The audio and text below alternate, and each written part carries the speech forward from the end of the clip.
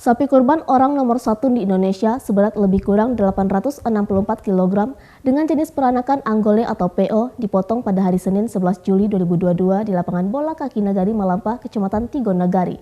Daging kurban tersebut kemudian dibagikan pada 350 kepala keluarga korban gempa bumi Malampah.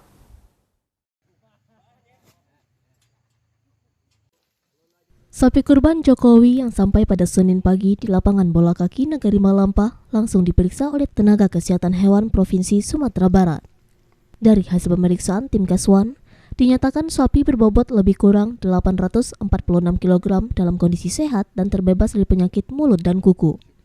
Setelah serah terima antara peternak dan panitia pelaksana kurban, Presiden Jokowi, sapi jenis PO tersebut langsung dipotong panitia pelaksana di lapangan bola kaki Malampah.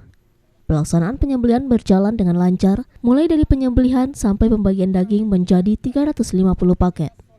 Untuk pembagian daging sebanyak 350 paket, panitia telah melakukan survei dan pendataan pada masyarakat penerima daging kurban dan akan dibagikan oleh pihak Nagari masing-masing.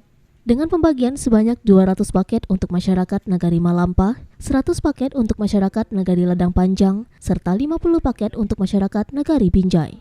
Mas Marni, salah satu masyarakat korban gempa Malampah, mengucapkan terima kasih pada Bapak Jokowi dan sangat bersyukur mendapatkan daging kurban dari Bapak Presiden. Masyarakat Malampah mengucapkan terima kasih banyak terhadap Pak Jokowi yang telah memperhatikan warga Malampah yang telah mendapat musibah gempa yang itu ya sekitar 4 bulan yang lalu. Dan kami ucapkan sekali lagi terima kasih banyak kepada Pak Jokowi.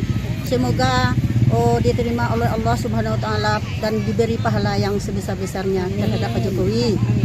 Dan bisa bermanfaat bagi kami. Dan bisa juga bermanfaat bagi kami daging yang telah dikorbankan. Dari Pasaman, Sumatera Barat, Ari Yohanes, iNews melaporkan.